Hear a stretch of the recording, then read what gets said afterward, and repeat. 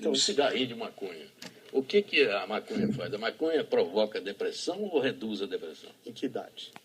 Digamos, na idade perigosa, entre 18 e 22 anos, que ainda o cérebro ainda está em formação. O caso mais precoce de uso de maconha que eu tenho notícia em São Paulo é uma criança de 5 anos. 5? Os pais eram usuários de crack. Eles tentaram dar crack para a criança, ela ficou muito agitada, eles deram maconha para acalmar. Eles têm doenças também. Claro. Então, o que tem de informação a respeito disso nos últimos 10 anos e que não está sendo considerado é um negócio assustador, porque as pessoas estão tratando isso como se fosse uma questão de dependência. Então, eu vi recentemente um personagem muito importante aqui falar que, esses álcool, tabaco, cocaína, maconha, essas coisas dão dependência, isso é um problema de saúde. Isso não é um problema de saúde, isso é um problema social. A medicina não tem como lidar com isso. Quando essas pessoas ficam doentes, é que é um problema de saúde.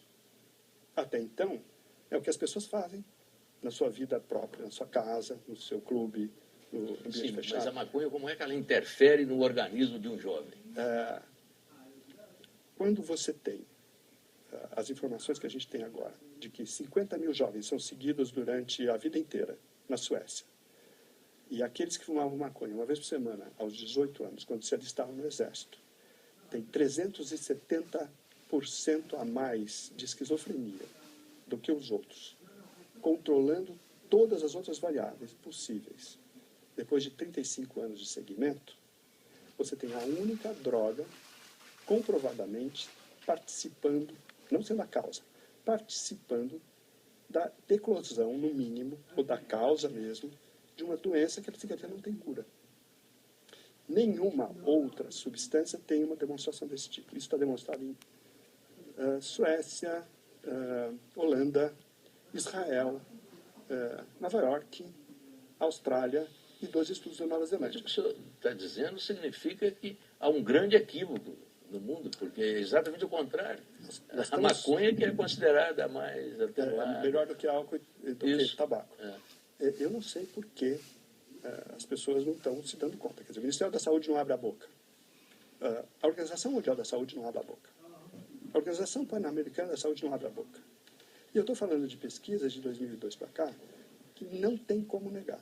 Não, mas a maior parte das pessoas que fumam maconha não tem psicose. É verdade.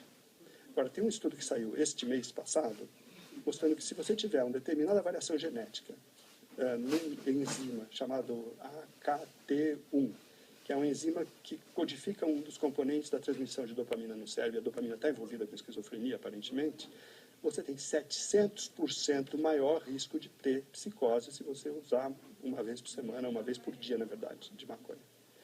Então, qual é o período de maior risco? O período de maior risco é quando as sinapses estão mais vulneráveis, que vai mais ou menos dos 12 aos 18, 20 anos. Nesse momento, quando você fuma maconha, ela interfere com aquele efeito modulador dos endocannabinoides, que são produzidos cada vez que é liberado um neurotransmissor. Esses endocannabinoides servem para frear o neurônio pré-sináptico, terminal pré-sináptico. Quando eles não freiam, e o que acontece com a maconha, você tem um excesso de influxo de cálcio que é tóxico para a célula. O que acontece? Em vez de você ter a poda das sinapses que são irrelevantes, você começa a podar sinapses que são relevantes também. E aí você não tem só psicose. O que você tem são jovens que começam a ter ideias meio infantiloides depois de adultos. Você tem prejuízo de memória, você tem prejuízo de aprendizado, você tem prejuízo de vontade, você tem prejuízo de desempenho. Ou seja, não é uma questão de dependência. Porque, para falar a verdade, maconha não dá dependência física. O problema é o quanto isso vai comprometer a integridade do intelecto do indivíduo. E se ele tiver a vulnerabilidade genética para isto, que a gente não tem muito como medir na população inteira, você está dando a ele uma mensagem de que essa droga benigna, mais do que o álcool e do que o tabaco, e que é barata, e que está disponível às toneladas, pode ser usada porque é relativamente segura. E eu estou absolutamente estupefato. Foi o primeiro caso que eu vi de psicose canábica, eu não acreditei que era psicose canábica, e eu era recém-ingresso na pós-graduação na Inglaterra, quando eu tive que atender um caso assim. Doutor, pelos números que o senhor deu, população masculina e feminina, 20% deprimidos, 17% deprimidos,